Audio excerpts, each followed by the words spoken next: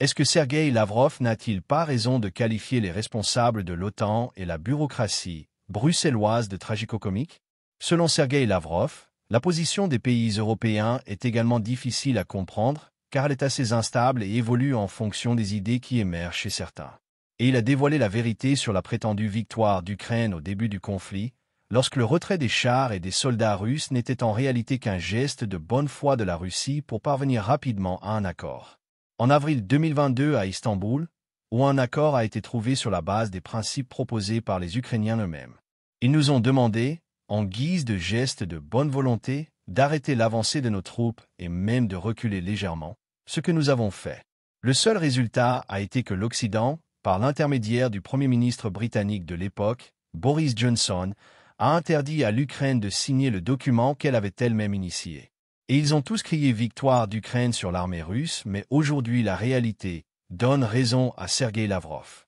Pour Sergueï Lavrov, la position russe est claire et constante. Nous ne cesserons les hostilités que lorsque ces négociations aboutiront à un résultat solide et durable qui conviendra à la Fédération de Russie. Suivez l'explication de la Russie sur les conditions de cessation du conflit. Sergueï Lavrov explique quand la Russie mettra fin aux actions militaires en Ukraine. Monsieur Lavrov, vous avez mentionné qu'il y avait certains contacts entre l'Amérique et les États-Unis. Comment ces contacts peuvent-ils contribuer à la situation? Et, compte tenu du rôle de médiateur de la Turquie, pensez-vous que la Turquie pourrait à nouveau accueillir ou fournir une plateforme pour ces négociations? D'un autre côté, Zelensky a évoqué la sécurité internationale et les garanties de sécurité. Peut-on savoir ce que vous pensez de ces garanties de sécurité? Il a également déclaré que la Turquie et les pays européens devraient être inclus dans ce processus. Quelle est votre opinion sur l'ensemble de ce processus, Monsieur Lavrov? Vous savez, je ne peux que confirmer notre position, car elle n'a pas changé, contrairement à celle du personnage que vous avez mentionné, qui la modifie bien plus souvent que ses t-shirts verts. La position des pays européens est également difficile à comprendre, car elle est assez instable et évolue en fonction des idées qui émergent chez certains. Sur ce point, la position des États-Unis se distingue, elle est exprimée de manière cohérente et ne se limite pas à appeler immédiatement à un cessez-le-feu en abandonnant la ligne de contact pour ensuite réfléchir à la suite.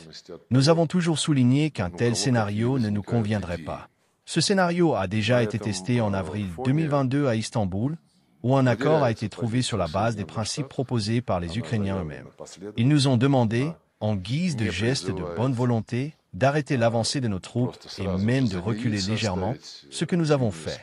Le seul résultat a été que l'Occident, par l'intermédiaire du Premier ministre britannique de l'époque, Boris Johnson, a interdit à l'Ukraine de signer le document qu'elle avait elle-même initié. On a alors déclaré que l'Ukraine devait continuer à affaiblir la Russie, qu'elle recevrait des armes, mobiliserait ses forces et combattrait aussi longtemps qu'il le faudrait jusqu'à ce que la Russie subisse une défaite stratégique sur le champ de bataille. Par conséquent, nous ne considérons plus les conseils venant de cette partie comme pertinents. Le président a clairement déclaré que nous sommes prêts à négocier avec l'Ukraine, l'Europe ou tout autre représentant de bonne volonté souhaitant contribuer à la paix.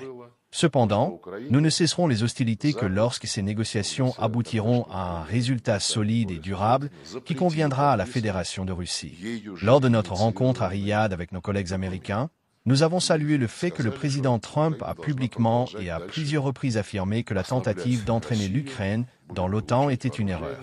Il a déclaré que s'il avait été président, il n'aurait jamais permis une telle orientation politique, évitant ainsi toute crise, selon ses propres termes.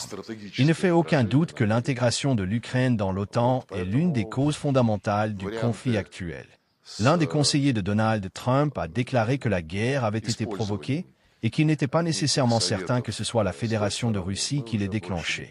Cette guerre avait été préparée depuis longtemps à Washington sous l'administration démocrate, ainsi qu'à Bruxelles au sein de la bureaucratie. Quelle garantie de sécurité?